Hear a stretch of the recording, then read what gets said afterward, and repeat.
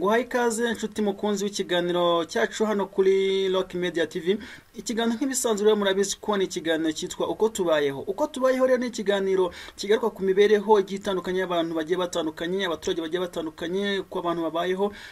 Ikiganiro kigenda kirushaho kugaragaza imibereho y'abantu kugira dushobora kwigira ku mibereho y'abagenzi bacu, tukaba twahindura ubuzima cyangwa se tukagira amasomo dukura mu buzima bw'abantu bagiye batandukanye. Uyu munsi rero turaza kuba tureba inkuru y'abantu bavuga ko babayeho mu buzima butari bwiza, nyamara hariko bakagombye kuba bafashwa n'ubuyobozi cyangwa se na leta, ariko bakaba batarigeze bagira ayo mahirwe. Ahangaha rero turi kumwe n'abantu bagiye bahura n'icyo kibazo, aho tubona abantu bakennye, mu by'ukuri bigaragarira amaso ko bakennye, ariko bikaba bigaragara ko rwose nta nkunga baba bashobora kuba babona ya leta cyangwa se ubundi bufasha bwa leta. Nyago murabizi neza, hari ababona ubufasha bw'ingoboka, VUP, Girinka, ibyo murabizi ko ni ibintu bimenyerewe hano mu Rwanda ko leta ifasha abantu bagiye batandukanye bafite ubukene cyangwa se bakennye, bari hasi cyangwa se abantu bari mu cyiciro cya mbere, cya kabiri. Bivuga ngo muri ibyo byiciro byombi hari abantu bagenda bafashwa. Ariko uyu munsi wa none hari abantu bari kurira bavuga ati twebwe twabuze uko twigenza, twabuze udufasha, twebwe badushyize mu byiciro tudakwiriye, bigatuma ubwo bufasha abandi babona twebwe tutabugeraho. Ugasanga mu by'ukuri biteye agahinda, birababaje. Kubera ko abantu baba bakeneye kuba babaho neza nka bagenzi babo, kandi bibababaje kubona ko umuntu yafite mugenzi we kandi wenda amurusha n'ubushobozi, ugasanga akagombye ko ari nko mu cyiciro cya kabiri cyangwa se cya mbere, ariko ugasanga ari mu cyiciro cya gatatu, atabasha kubona ubufasha abandi bahabwa. Abana ku ishuri wapi, imirire ntabwo bishoboka rwose. Inzu abayemo kana rwose ni inzu ntoya cyane kandi itamuhagije, ndetse ishobora no kuba yanamugwaho mu buryo butunguranye cyane, cyangwa se iyo nzu ishobora kuba yahirima mu buryo butunguranye. Reka nkusabe rero kuba wakurikirana ikiganiro twajyanye n'aba bantu kugira ngo nawe urebe ubuzima babayemo. Ikiganiro nk'ibisanzwe rero ni uko tubayeho. Ngiye ndi MC Madison, niyo mazina yanjye. Kangushimire ko turi kumwe rero, kandi nizere ko utari buze kuba wadutenguha, tukiri kumwe 5 kuri 5. Aba ni abaturanyi banyu, mubona bo aka karengane koko bagahuye nako ko kuba babura amabati nk'uko ari kubivuga, cyangwa n'ubundi ntayo bari bagenewe? Nanjye abaturage n'abacu turaturanye, bararenganye cyane kandi nawe urabibona. Abana 8 urabona ko babagerekeranye, n'umugabo ashobora kuza nijoro ukabona ari gusimbuka umwana cyangwa akamukandagira. Ikintu nakwifuza nuko wenda babaha amabati, wenda bagasakara iriya nzu idahirima kugira ngo nabo babashe kuba babamo. Mubona abamyaka 5 babemerera amabati, iyo muyabashe bababwira guki? Baratubwiye ngo kuva baradushyize mu cyiciro cya gatatu ngo nta kintu batumarira, ubwo ngo mashine yaradusimbutse. Ubundi se iyi nzu muba mubona muteganya kuzayubaka cyangwa n'ubundi buriya byarahagaze kuri akamabati yabuze? Ubushobozi ni bukeya. Hari gahunda za leta mujya mugaragaramo, nko kuba mwagaragara muri VUP cyangwa se n'ubundi bufasha mushobora gukura kuri leta nk'abandi bose, nk'uko babona ubundi bufasha bukomotse kuri leta? VUP iraza bitewe n'uko n'ubundi biba yasohokeye mu cyiciro cya mbere, by'abantu bo mu cyiciro cya mbere n'icya kabiri. Twebwe kubera ko badushyize mu cya gatatu bakatubwira ngo mashine yaradusimbutse ngo ntabwo tubamo.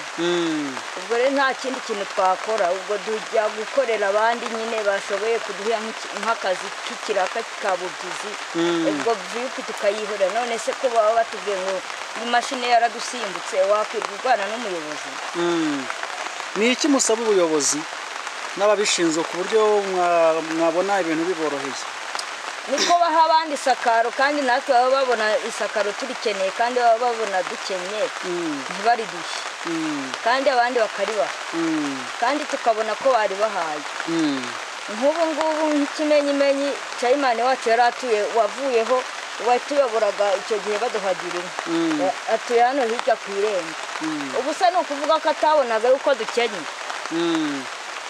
Ubwo rero ubwo bimaze kugenda gutyo, baratubwira ngo twageze ngo mu cyiciro cya gatatu, ngo ntago ubwo ngo imashini ngo yaradusimbutse mubwira ko ku rutonde turiho ku kandi ku rutonde uyu nguyu ndamubwira nti wa mugabo we wagiye ukajya kureba yuko ku rutonde uri yaragiye yisanga ku rutonde rw'abagomba gufata amabanga gusakara.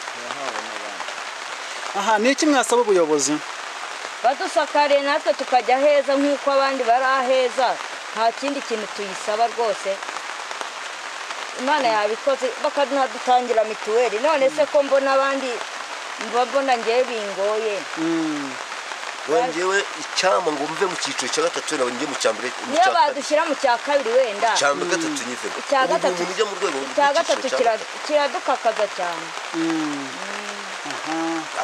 ariko reba umuntu uri mu cyiciro cya gatatu agakorera amafaranga yabubyizi atunze abana agize ubuhe barangiza bakaza gufatira mituweli kandi uri guca ishuri uri guhaha iyo gira inka ntiwayibona hari n'igihe batuhaga supanete bakavuga ati abantu bari mu cyiciro cya gatatu supanete ntabwo tuzemere tukararimo ibiturya kandi ntabwo dufite tw'intebe reba nk'uyu mukecuru ari mu cyiciro cya gatatu ubwo uwo mukecuru nawe ari mu cyiciro cya gatatu ariko hari igihe bavuga ko muri mu cyiciro cya gatatu ugasanga mufite nk'amasambu imirima cyangwa se n'amaka waba ufite isambu ukirwa waba ufite isambu ukirwana ukirwa uri gukorera amafaranga turabyara abana no kwishuri ukabona twararenganye rwose nawe nta uri mu cyiciro cya kangahe muzi cya gatatu ubu nawe uri mu cyiciro cya gatatu icyiciro babijyamo babihindura namwe ni ku rutare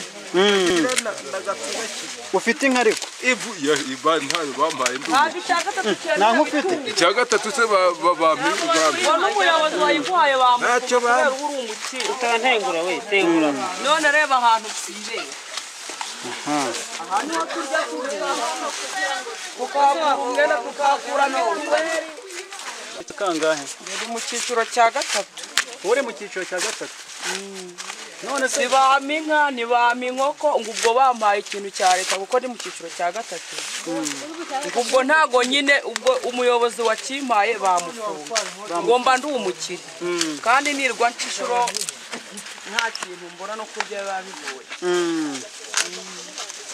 none se ubu icyo cyiciro urimo ubona ugikwiriye ntabwo ngikwiriye ubusa ubu ndagikwiriye nkorera aya mafaranga 1000 ku munsi ubu urabona nagurira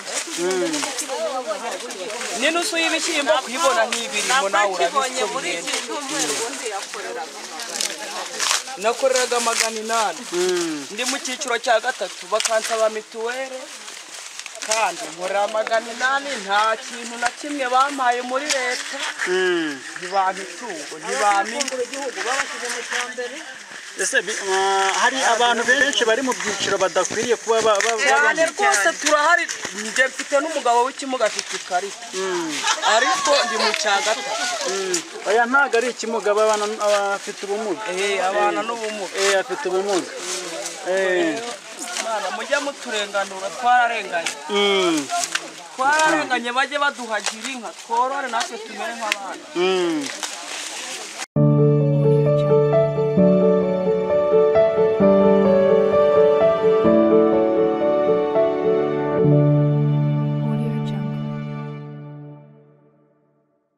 reka nkushimire ko twabanye muri iki kiganiro amazina yanjye nk'uko nababwiye rero ni Musima Dizone kamushimira ko twabanye muri iki kiganiro mu by'ukuri kandi tubabwira ko muri abagaciro mu buzima bwacu bwa buri munsi cyane ko ari mwebwe dukorera ibi byose kugira ngo mubashe kubona byinshi bigiye bitandukanye bica kuri uyu murongo wacu kugira ngo byinshi bikomeze kugenda birushaho kugenda neza cyane ibiganiro byacu nakagaruka reka mbabwire ngo utarakora subscribe akore subscribe kwa kamenyetso gato k'umutuku hepfo niba amaze gukora subscribe reka tugushimira cyane tukubwira ngo uri w'agaciro kandi urakomeye cyane reka nkomeze kubashimira cyane ikiganiro niba wagikunze gisharinge ugihereze n'abandi bagenzi bawe barebeho ubundi turushaho kugenda twagukatwe umuryango mugari cyane murakoze mukomeze kugira ibihe byiza cyane ndabakunda cyane.